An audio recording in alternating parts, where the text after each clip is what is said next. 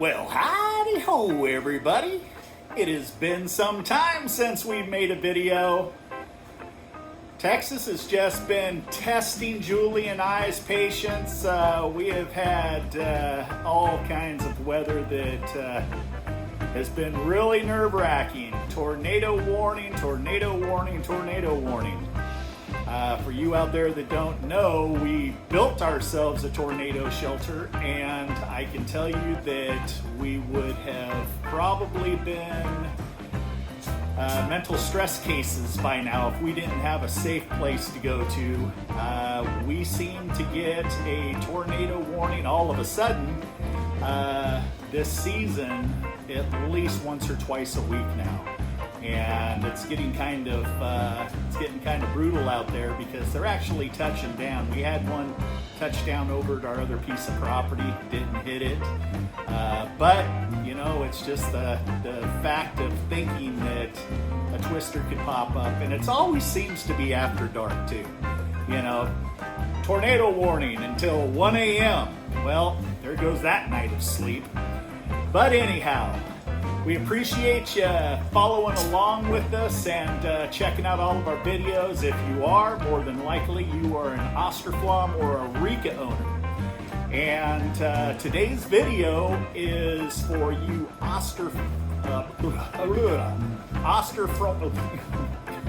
wow! Austroflamm and pre-2006 Integra 1. I think I screwed up there too, but I don't care. We're having a good time today. One of my previous videos that talked about turning your manual operating stove, your manual start, your manual ignition, that is, into an auto ignition. That's what I pretty much have here is the ignition kit that we sell that, you know, it doesn't take a rocket scientist in order to install them, but you do have to be able to use a measuring tape, a drill, and you know, just basic knowledge on how to drill a hole and yada yada yada. Now, I'm not actually going to install the kit today. I'm just going to have the parts laid out, and it's going to be very explanatory, so when your stove is opened up and you're watching the video, just bing bang bong, it's just going to be that easy. So let's get right to it. So here we go. This is our self-igniter kit.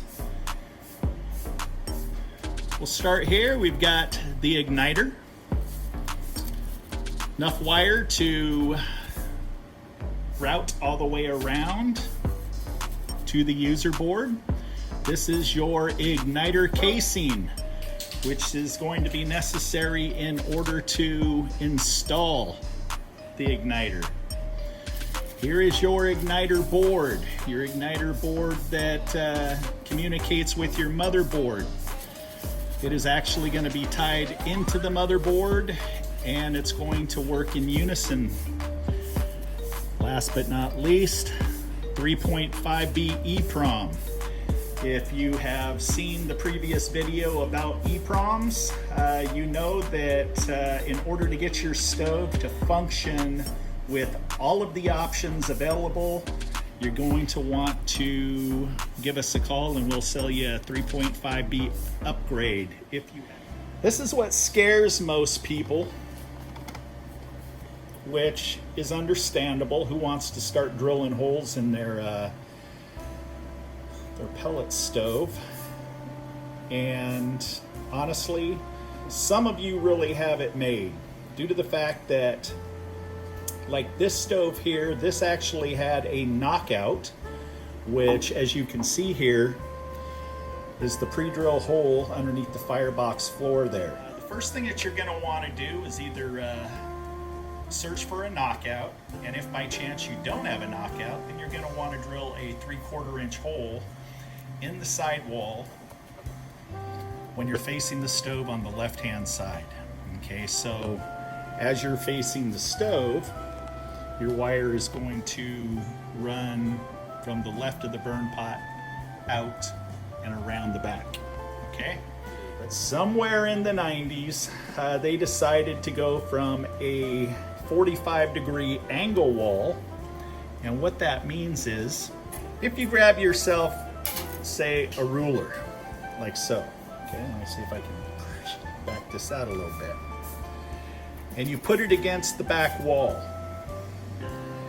You will notice that inside, on this particular unit, that firewall that has the igniter hole drilled in it is on a 45-degree angle. Okay, so it doesn't line up with the ruler, it actually cuts across the ruler. All right, if you have any questions, email me. I'm more than happy to answer anything for you. This is the first original igniter that was out there, the 45-degree angled wall. The newest version is it will start out at a 45-degree angle and then it will run straight. So what I'm going to do is I'm going to put a picture up here, and I will show you the diagram which shows the two versions of the igniter wall. Okay? First thing that you're going to want to do, like I said, is you're going to want to drill that 3/4 inch hole, which the igniter casing actually goes through. Now, there are two different styles of igniter casings. There's the 45-degree. So when it comes through the angled wall on an angle, see, that actually helps you understand how the angle of the wall is, the way that it's sitting across the ruler there, that it will come through the hole. Let me just go ahead and drop it in there.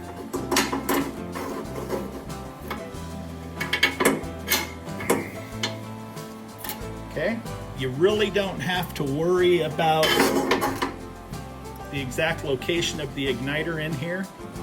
That when you end up pushing the igniter through the casing, you've got this clamp that will clamp down, and as you can see, the igniter casing has been fabricated to where when you reef on that clamp, it'll actually squeeze those down, and then it holds the igniter in place. What we got here, as you can see, here's the igniter. Igniter is going to end up going right in like so, okay?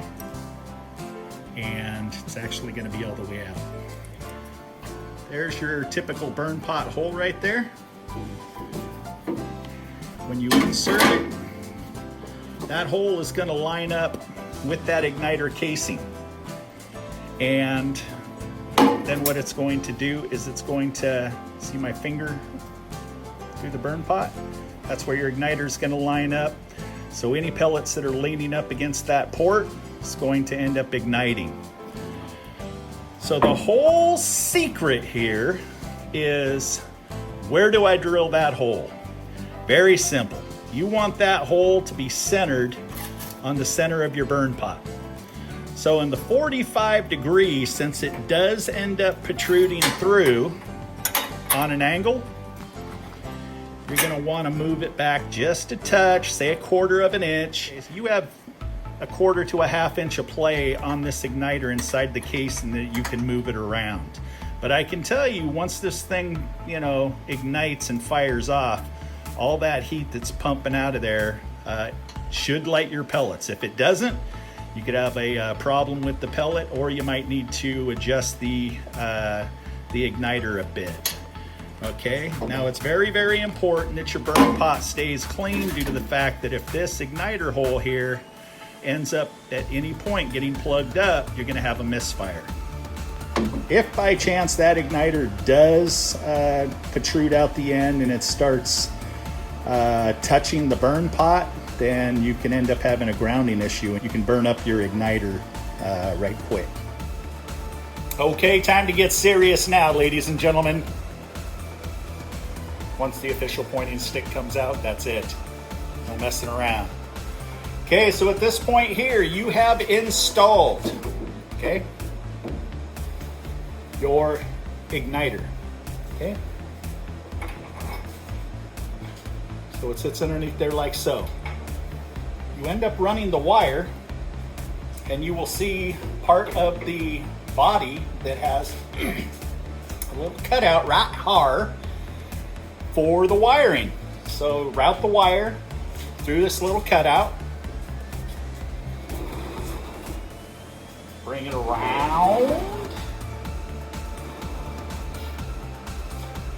And this is where everything's gonna happen. This is where the magic begins.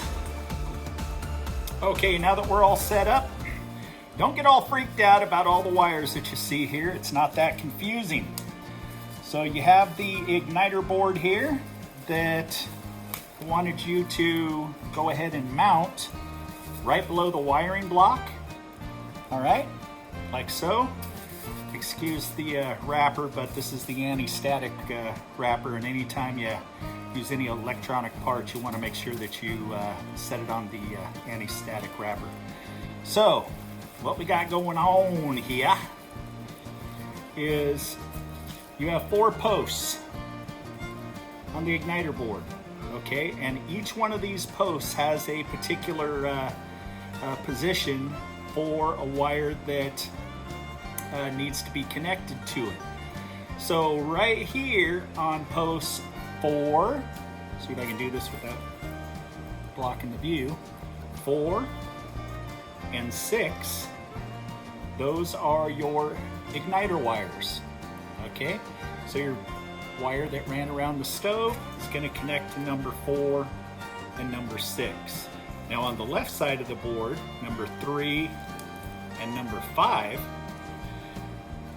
these 2 wires go to post 5 and 6 on the wiring block, okay? Now whenever you count the wiring block, you always start from the bottom, 1, 2, 3, 4, 5. So you take 1 wire, you put it on a post there, and number 6, you put a wire right there. Okay, so these 2 wires are gonna be on 5 and 6, okay? Tell you what, these wires here, I'm just gonna go ahead and disconnect them just to get them out of the way, since we know what those wires are for. I'm gonna leave the igniter wires on here just for reference. Okay, so the open port down here that now has wires connected to it, this comes from your motherboard. Plug it into the board here. From here, this is where your igniter board then runs to your user boards. In here, this is another way to look at the wiring of the components. And since I do have Seymour all stripped apart here, I'm gonna go ahead and just throw this in here just so that you have another reference idea as to what goes to where. That is the wiring harness there, obviously. Off of the wiring harness, you have a clear case multi-wired connection that comes off of the wiring harness, and it plugs into the bottom of the igniter board. Okay, now remember the 4 connections. The 2 posts on the left hand side runs to the wiring block, and it goes to number 5 and number 6 on the wiring block. So then on the right hand side of the wiring, the igniter board is the red wires, which are the igniter wires. So imagine it's in your stove, runs around your stove, connects to the 2 posts on the right hand side. Now the only thing that you have left is the wires that are coming off of the bottom of the board. Those you plug into your user board. Okay, so there you go. That quick, that easy. Now, some of you might say, Scott, what should I expect after I get this all hooked up? Remember these instructions? They're out the window. This is for a manual start. Okay, all you're really gonna have to do now is, if it's shut off like so, turn it on. Mama's gonna love you after this upgrade. No more starter gel, no more starter pellets, no more using torches, no more cracking the door open. When you push that on button, your stove should be lit at the most. Time that passes is 10 minutes. And that's for a really poor pellet. If it does take 10 minutes and you feel as though that your igniter is positioned properly and it's not too far away, or if it's not offset from the port on the burn pot, then you're going to have to expect that maybe your pellets are either a low grade or they have too much moisture in them. There is one other thing. Just because your igniter glows when it starts, it does not necessarily mean that it's burning hot enough in order to send the heat through the wall of the burn pot to ignite your pellets. And you can do a resistance reading of the element to test for shorts. That there are multiple wires inside of different brands of igniters. You can have one wire element burn out and one will still work, but it will not glow hot enough in order to ignite the pellets. So if you have an ohm tester, go ahead and test it. It should read around 65 ohms and give or take 10%. And if the resistance is really low, time to swap out the igniter. So some of you know what I'm talking about. For those of you that have no interest in testing your igniter, if it just doesn't work and you want it fixed, email us at offgridstovesandmore@gmail.com. We will get you up and running. I promise. We haven't had a stove beat us yet. You guys stay safe out there. Peace.